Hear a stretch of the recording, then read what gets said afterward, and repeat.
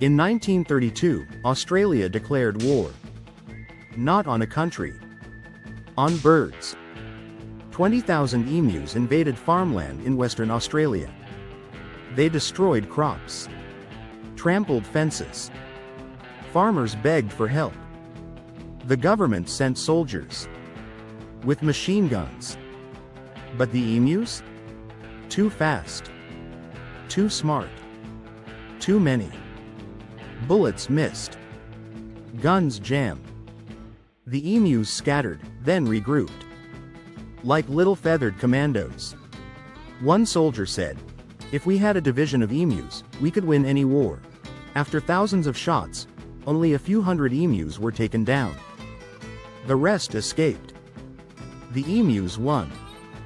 Yes, this actually happened. Follow for more true stories that sound fake.